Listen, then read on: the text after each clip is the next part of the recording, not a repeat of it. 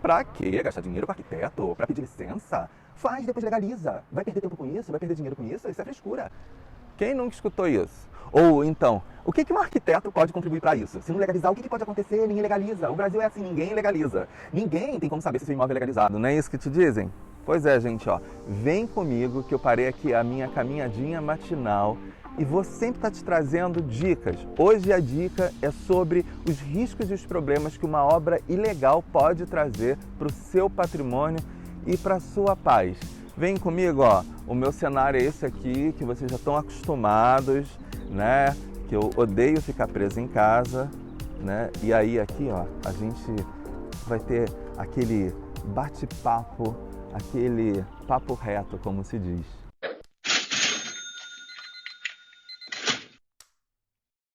Tudo começa com um tal projeto de arquitetura. Mas, Rodrigo, eu tenho um sobrinho aí que tem bom gosto para ter essas ideias. E se o fiscal vir, eu posso pagar o sobrinho da vizinha que é recém-formado em arquitetura. E aí ele vai me cobrar qualquer coisa. Gente, calma e não repita isso, pelo amor de Deus. É uma atrocidade isso que vocês estão falando. Lembra que projeto de arquitetura é a nossa comunicação. E ele segue desenvolvido em duas frentes de trabalho, o projeto legal e o projeto executivo. O primeiro, que é o projeto legal, é aquele que atende às leis e é o projeto que vai para a prefeitura, vai para os órgãos, para os bancos e para as instituições financeiras. Já o segundo, que é o projeto executivo, é aquele que vai para a obra, para ser executado. Então ele é aquele que precisa ter todos os detalhamentos, certo? Mas, Rodrigo, então para que serve esse tal desse alvará? Eu realmente preciso disso mesmo? Calma aí.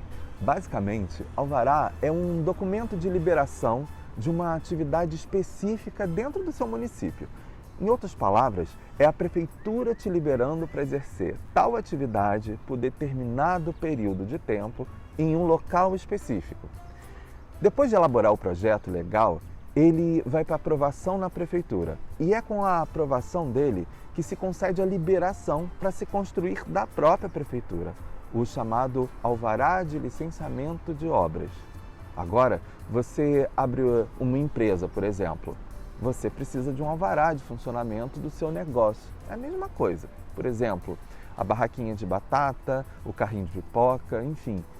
Tudo, lojinha, o que for, toda a atividade dentro do município precisa dessa licença para funcionamento, desse alvará, que é essa liberação oficial da prefeitura.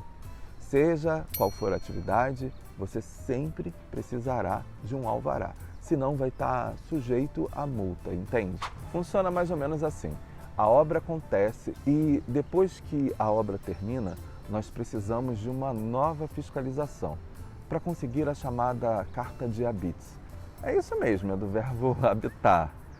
Essa é uma fiscalização que a prefeitura vai até a tua obra e olha se você executou de acordo com o projeto aprovado, de acordo com as leis municipais e as normas técnicas. E atesta, sim, esta obra está em condições de ser habitada.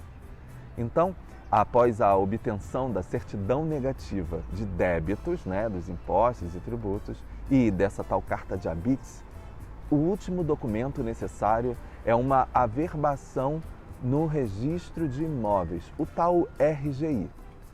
Isso porque, gente, todo terreno possui uma matrícula no cartório do registro de imóveis. E quando é construído um imóvel nele, é necessário fazer uma averbação, que seria atualizar a matrícula com as informações dessa nova construção. E é a averbação do termo verbo mesmo. Você, na verdade, atualiza os dados, as características que compõem o seu imóvel. No caso, antes um terreno, agora um lote com algo construído, entendeu? É importante destacar que todo esse processo envolve muita burocracia e interpretação de legislações e normas técnicas, que pode ser um processo bastante cansativo para quem não estudou especificamente essas disciplinas. Mas é necessário, porque é isso que garante a legalidade da obra e a segurança de todos os envolvidos. Por isso, é fundamental contar com o apoio de um profissional qualificado, como um arquiteto, um engenheiro civil, para orientar todas essas etapas, entende? Ainda assim, mesmo que, segundo a Lei 5.194 de 1966, garante que tanto arquitetos como engenheiros civis, engenheiros eletricistas, engenheiros mecânicos, geólogos e agrônomos podem assinar uma planta baixa, é o arquiteto urbanista, é o único entre eles que estudou especificamente toda a legislação e as normas técnicas pertinentes a qualquer tipo de construção, tanto do espaço urbano quanto do privativo. Todos os outros profissionais estudaram apenas normas e legislações focadas apenas em seus núcleos de especialização técnica. Por isso que contratar um arquiteto urbanista garante que você, seja qual for a atividade do seu local, você esteja amparado por um profissional que saberá interpretar quaisquer que sejam as leis e as normas atribuídas, específicas para essa situação, entende? Lembre-se que qualquer tipo de construção que vá ampliar a área coberta, sendo fechada ou aberta, ou seja, varanda, garagem, sala, cozinha, banheiro, qualquer coisa que vá aumentar a área ou diminuir, precisa sim de licença de obras. Se a sua construção já foi legalizada e você só vai reformar internamente, você, de fato, não precisa quase sempre dessa licença de obra. Isso é o caso, sim, de uma residência ou de um apartamento.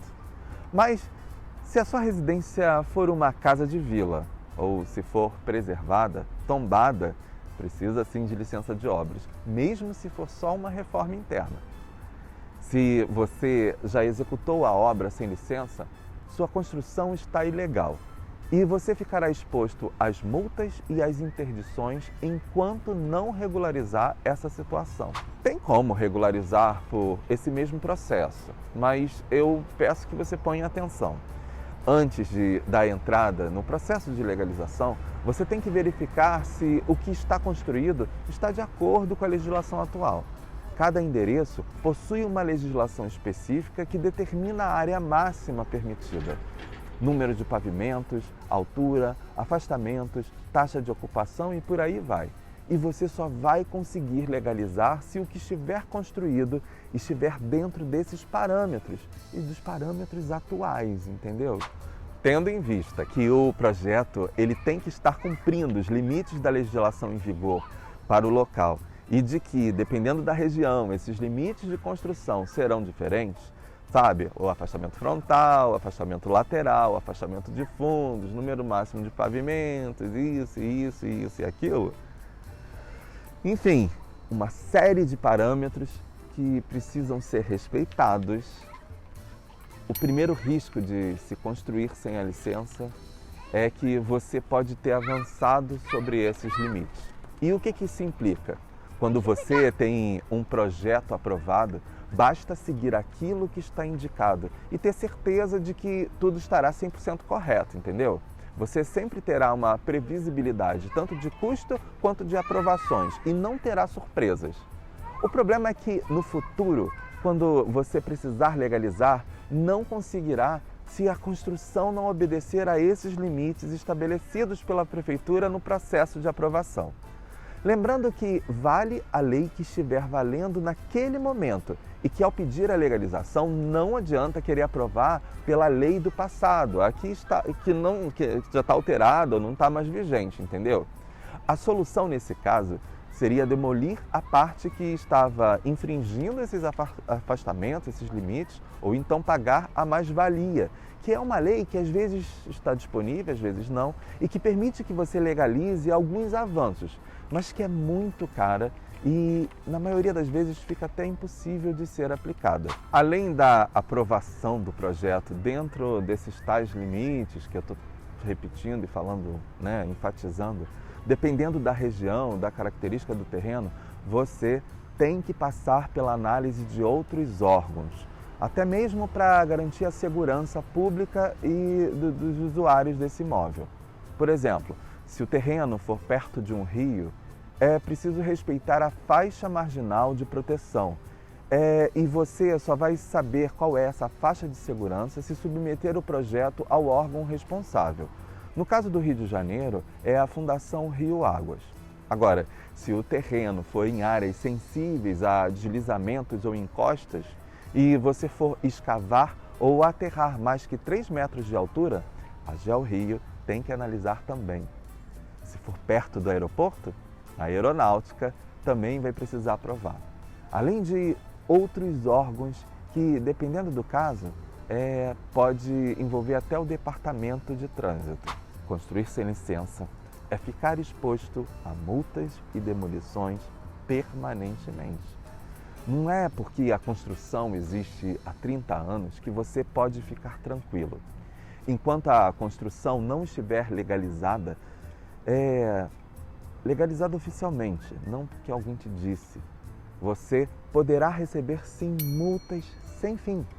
E se você construir nessas áreas, desses limites, ou em áreas que são irregulares, a prefeitura tem todo o direito de demolir o seu patrimônio a qualquer tempo. Eu acho que não vale o risco, né? E tem outra coisa. É importante lembrar que pagar o IPTU não significa que a construção esteja legalizada. Em algumas regiões, outros órgãos podem exigir até a demolição através do Ministério Público, que pode abrir um processo criminal, como é o caso do meio ambiente, por exemplo. Além disso, a localização pode ser protegida pelo órgão federal, como o IBAMA, que determina limites em bairros inteiros, em todos os terrenos que são acima de 100 metros em relação ao nível do mar. Portanto, não é uma brincadeira. Se a sua obra não estiver legalizada e houver divergência de informações entre o RGI e o seu IPTU, que você está pagando, por exemplo, você não poderá incluir o seu imóvel nem no inventário para uma partilha de bens de alguém falecido. Aliás, muitos clientes ficam até desesperados para concluir a legalização por conta de um inventário, assim como quando querem vender, porque o banco e as instituições financeiras não aprovam financiamento para imóveis ilegais ou irregulares. Então, para evitar todos esses riscos, o melhor é sempre construir com a devida licença e aprovação dos órgãos competentes. Assim, você terá a garantia de que tudo está de acordo com as normas e não terá problemas no futuro. Além disso, construir sem licença também pode te trazer riscos à segurança da sua obra e das pessoas envolvidas, e até riscos seus ao usar esse imóvel. Sem o devido acompanhamento e aprovação do projeto, a construção pode apresentar problemas estruturais e elétricos, além de não estar de acordo com as normas de segurança contra incêndio, por exemplo. E outros tipos de acidentes que são sempre muito bem discorridos e detalhados pela ANBR. Sendo assim, é fundamental respeitar todas essas normas e buscar orientação de profissionais qualificados antes de iniciar qualquer construção. Além de garantir a legalidade e a segurança da obra, o acompanhamento de um arquiteto certamente pode ajudar a otimizar o projeto e evitar problemas futuros para o seu patrimônio. Inclusive, se você é construtor, você deveria ser o primeiro a incentivar a obra ser licenciada e legalizada. Isso porque você não vai ter retrabalho, você não vai ter custos surpresas com a sua equipe, com o cronograma do seu trabalho. E você, cliente, também deveria exigir que a obra fosse legalizada e que o projeto fosse cumprido pelo seu construtor, justamente porque é igual quando você compra um produto. Se você altera as características originais daquele produto, você perde a garantia. Por exemplo, um projeto de arquitetura, ele é garantido ad eterno pelo profissional que assinou a responsabilidade técnica, seja o engenheiro ou seja um arquiteto. Se o seu construtor não cumpriu exatamente como foi estabelecido naquele projeto aprovado, essa garantia você perde, você facilmente perde. A gente teve um exemplo muito clássico que a gente sempre dá, no nosso meio, que foi a queda do Palace 2, um edifício na Barra da Tijuca, numa área nobre, que foi construído com projeto sim, aprovado pela prefeitura, etc. e tal, mas o engenheiro responsável, Sérgio Naia, ele foi negligente no acompanhamento da obra. O que isso resultou? O mestre de obra substituiu areia não lavada, areia que não é feita para construção civil, que é livre de sais e minerais, substituiu por areia de praia, areia das dunas, como essas que a gente tem aqui em Cabo Frio também. E aí o que resultou isso? Tudo tem um porquê, gente. Nada é por acaso ou um capricho de arquiteto ou de engenheiro. Por que a areia de praia, não é tudo areia? Não. A areia de praia, que é rica em sais e minerais, ela precipitou a formação de ferrugem dos metais das estruturas, do vergalhão. Esse metal enferrujou, foi sendo corroído ao longo do tempo e, num dado momento, ele colapsou a estrutura e o prédio veio abaixo. Por isso é que não se pode substituir. Mas o mestre de obra, ele não tem a formação técnica de um arquiteto ou de um engenheiro. E para ele é até ingênuo, porque, como muita coisa que o pedreiro, o construtor fala, que assim, é a mesma coisa, eu já fiz, tem mais de 5 anos. Pois é, Palace 2 caiu com 18 anos de existência e o Sérgio Naia foi detido. Então, o que garante o cumprimento, o que garante a garantia foi ótimo. Não, o que te garante ter certeza que seu patrimônio está ali, respondido por um profissional, é que também se cumpra esse projeto conforme ele projetou e aprovou nos órgãos, entendeu? Em resumo, construir sem licença de obras pode te trazer diversos riscos e consequências negativas, tanto legais quanto de segurança. Diante de tudo isso, eu te pergunto, quanto custa um arquiteto? Ainda acha caro contratar um arquiteto? Eu tenho certeza que não. Viu, gente, como é que é fácil? Nesse vídeo, eu mostro como você, que é arquiteto urbanista, pode vender seus serviços de licenciamento de obra, agregando alta percepção de valor por parte desses seus clientes, que certamente não questionarão mais o seu valor ao relacionar tantos prováveis prejuízos com uma obra ilegal, por exemplo. Eu tenho certeza que agora eu mereço o seu like e a inscrição no canal, não é mesmo? E para você que deseja aprofundar em técnicas de como vender melhor o seu trabalho de arquiteto urbanista e elaborar propostas assertivas e claras, com uma precificação customizada e direcionada para a sua realidade, acesse o link na descrição do nosso curso de precificação para arquitetos. O link ele vai te levar a cada detalhe do conteúdo e dos bônus entregues em conjunto na nossa landing page, na nossa página de vendas. E é isso, gente. Para você ser respeitado no mercado de trabalho, você precisa saber se vender. Você precisa ser claro nas vantagens e nas necessidades inerentes ao serviço que você está se propondo a vender. Entendeu? Gente, todo profissional ele precisa descobrir a melhor forma de vender seus serviços e com arquiteto não é diferente. Acompanhe o nosso canal que sempre trarei exemplos de como vender melhor essas diversas atribuições profissionais que muitas vezes até esquecemos e acabam sendo banalizadas pelo mercado. E banalizadas de que forma, Rodrigo? As pessoas, quando você não apresenta o seu trabalho como de fato um trabalho que deve ser remunerado, as pessoas vêm com a seguinte frase: pensei que estava subentendido, pensei que era obrigatório você fazer, achei. Gente, não corre esse risco. Coloque claramente o custo de cada serviço, conforme o médico faz, conforme um taxista, conforme qualquer profissional.